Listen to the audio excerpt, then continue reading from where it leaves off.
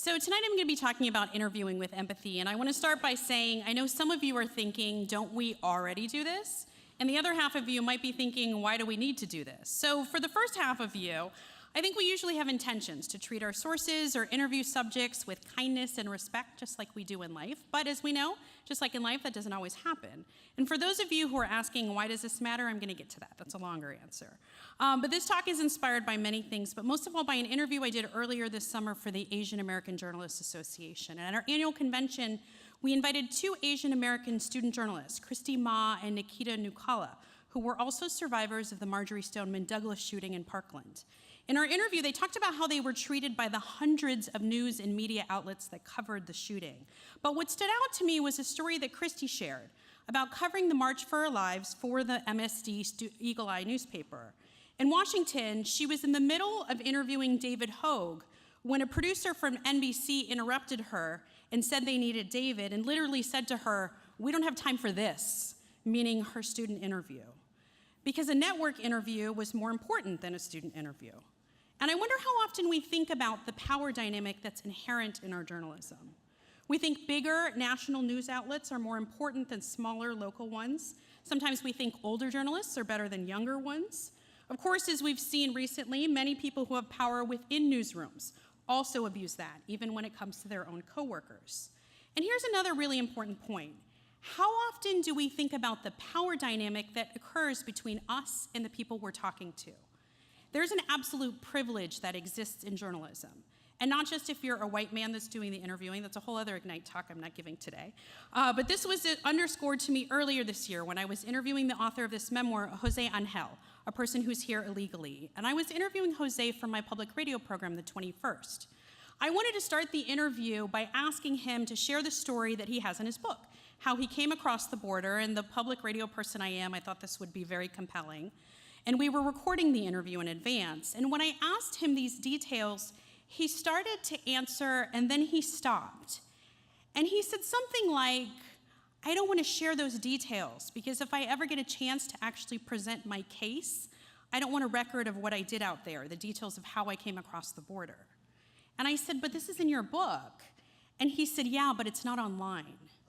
And I really appreciate that he was comfortable enough with me to say, "No, I can't do this," and remind me of the position I was putting him in.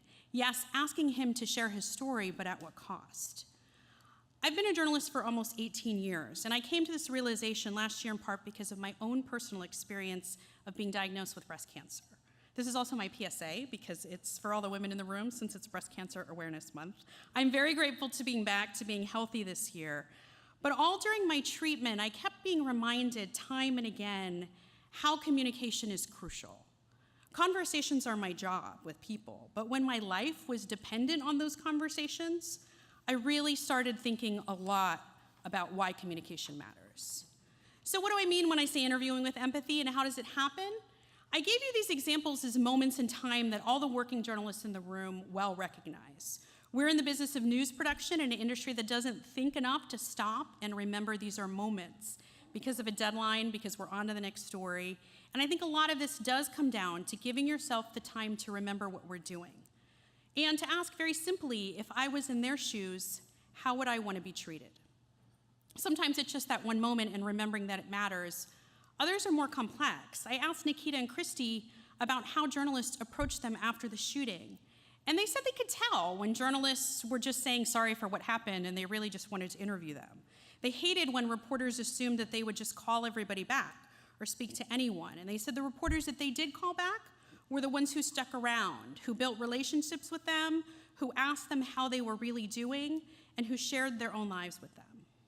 For me, one interaction with a guest on my show is one of 20 people I'll have on my show in a week. For them, that one interaction may be the only one they'll ever have with a journalist. And it will influence not just how they remember us, but how they look at other journalists. And I think it might also influence how they interpret other news and whether or not they trust us as well. I could throw up some statistics here about the problem we have with trust, but we've been talking about that all day, so I don't think I need to talk about that. But I will say that I think authenticity and empathy matter because it helps establish trust. And I would argue it makes us better journalists when we're more empathetic. When we stop and remember every time we interview someone that may be their first or their only ever encounter with a journalist. When we remember to be human and react to what's going on in their lives. And when we remember at the end of the day, we're all just people talking to each other. Thank you.